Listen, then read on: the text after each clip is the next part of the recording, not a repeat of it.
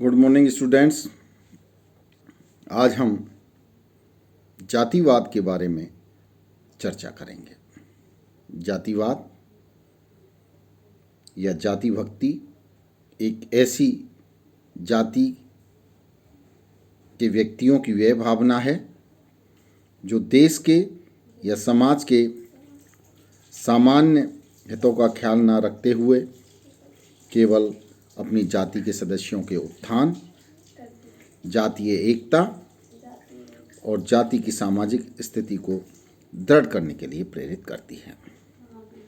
काका कालेलकर कहना है, जातिवाद अंध और अपरिमित समूह भक्ति है जो न्याय के सामान्य सामाजिक मानदंडों के औचित्य, नैतिकता तथा सार्वभौमिक भ्रातृत्व की उपेक्षा करती है।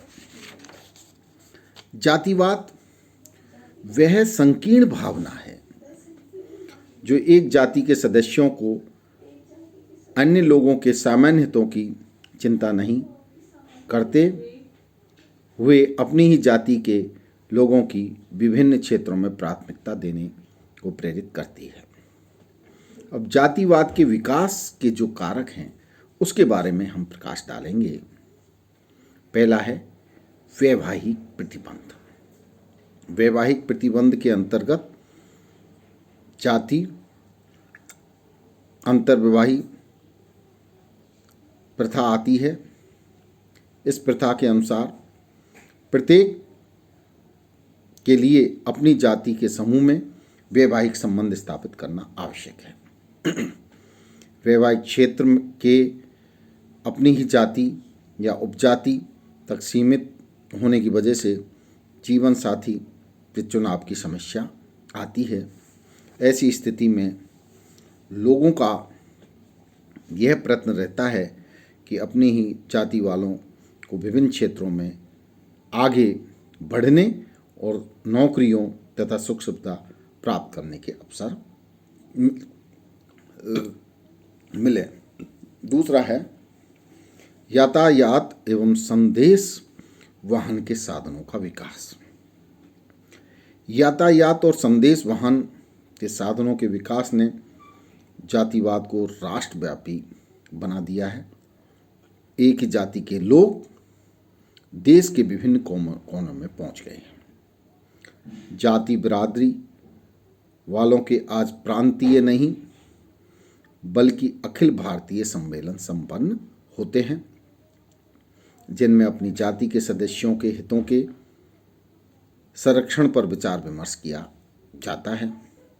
आज तो विभिन्न जातियों के पत्र पत्रिकाएं तक निकलने और संगठन बनने लगे हैं, जिनके फैलाव का क्षेत्र काफ़ी व्यापक है। तीसरा है जातीय स्थिति को ऊंचा उठाने की लालसा। जाति प्रतिष्ठा को ऊंचा उठाने और जातीय संस्तरण की प्रणाली में अपनी जाति की स्थिति को उन्नत करने की इच्छा ने जातिवाद के विकास में विशेष सहायता पहुंचाई है। और चौथा है जजमानी प्रथा का विघटन। आज जजमानी प्रथा के टूटने से विभिन्न जातियों के उदग्र संबंध समाप्त हो चुके हैं और एक जाति के सदस्यों के पारिवारिक संबंधों, जिन्हें क्षैतिज संबंध कहते हैं, में दृढ़ता आई है। इसके फलस्वरूप जातिवाद को प्रोत्साहन मिला है। और पांचवा है औद्योगिकरण। औद्योगिकरण के कारण परिवार तथा जाति के वंशानुगत पेशों को चोट पहुंची है। परिणाम यह हुआ है कि आर्थिक सुरक्षा समाप्त हो गई है। साथ ही जनसंख्या की तेजी से वृद्धि एवं औद्योगिक विकास की धीमी गति के कारण लोगों को योग्यतानुसार नौकरियां प्राप्त करने के अवसर नहीं मिले हैं।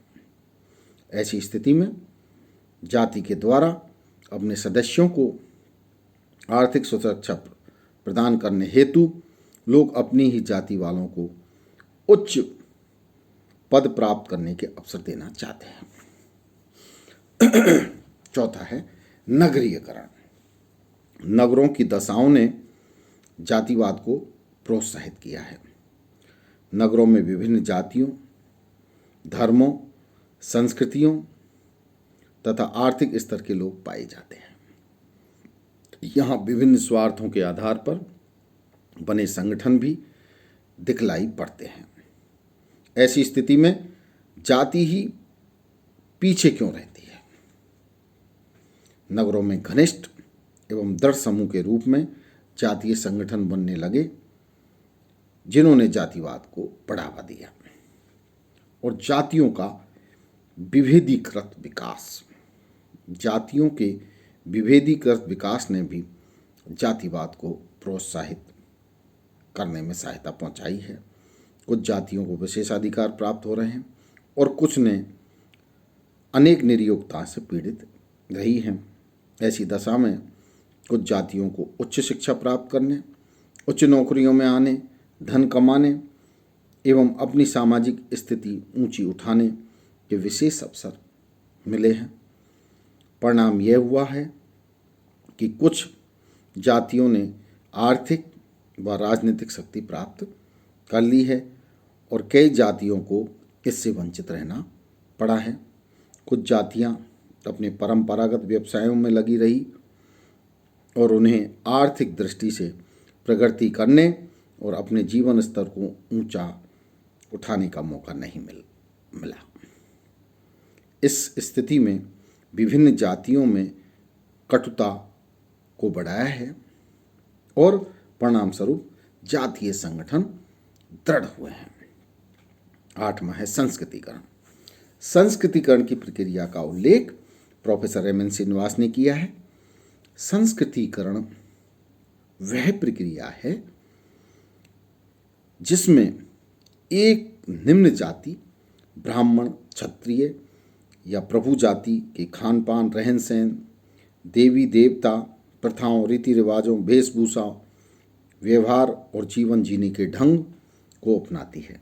संस्कृतिकरण करने वाली जाति में जातिवाद की भावना पैदा होती है। वह अन्य जातियों से अपने को श्रेष्ठ समझने लगती है। और 9वां है जातीय संगठन। जातिवाद को विकसित करने में जातीय संगठनों में ने भी महत्वपूर्ण भूमिका अदा की है। जाति जो संगठन है उन्होंने भी एक बहुत महत्वपूर्ण भूमिका का निर्वाह किया है। आज अनेक जातियां के क्षेत्रीय एवं राष्ट्रीय संगठन पाए जाते हैं। क्षेत्रीय संगठन भी हैं और राष्ट्रीय संगठन भी हैं। इन जातीय संगठनों की अपनी पत्र पत्रिकाएं भी प्रकाशित होती हैं, सम्मेलन होती हैं, गोष्ठियाँ होती हैं। चुनाव में व्यक्ति विशेष को मत देने पर जोर भी दिया जाता है। यानी चुनाव होता है तो उसमें किसी व्यक्ति विशेष को वोट देने का भी जोर देते हैं। अपनी जाति के सदस्यों को संगठित करने, उनके हितों की रक्षा के प्रयत्न भी जातीय संगठन किए जाते हैं। यदि जो जातीय संगठन हैं वो अपने जाति के जो संगठन हैं उन जातियों को तो कहते हैं भाई इन्हीं को तो वोट दो और उन्हीं जातियों को ये सशक्त बनाने का प्रयास करते हैं। और 10वां है राजनीति। ये भी एक बहुत महत्वपूर्ण कारक है। यानी राजनीति के अंतर्गत क्या महत्वपूर्ण तथ्य हैं उनके बारे में हम आपको जानकारी प्रदान करते हैं। प्रजातंत्र में वोट की कीमत होती है और वोट प्राप्त करने का एक तरीका है लोगों में जातीय भावनाओं को उभारा जाए। जिस क्षेत्र में जाटों की बहुलता है उस क्षेत्र से जाट, जिसमें क्षत्रियों, अहीरों, मुसलमानों की बहुलता है उनमें क्षत्रिय, अहीर और मुसलमान के उम्मीदवारों के लिए ही चुना जाता है। जिस जाति की जहां बहुलता है उस जाति को ही राजनीतिक पार्टियां टिकट देती है और उसको चुनाव लड़वाती है। चुनावों में जाति के नाम पर वोट मांगे जाते हैं। यानी फला जाति हूँ, मैं इस जाति का हूँ तो मेरी जाति को ही मैं वोट दिलाऊं। जाति के नाम पर वोट मांगते हैं लोग। इस प्रकार राजनीति ने जातिवाद को बढ़ावा दिया है। यानी प्रजातंत्र में वोट की कीमत है और वोट प्राप्त करने का सबसे बढ़िया तरीका क्या है? जातीय भावना को उभारो। और इस प्रकार जातिवाद को बढ़ावा मिला है। धन्यवाद।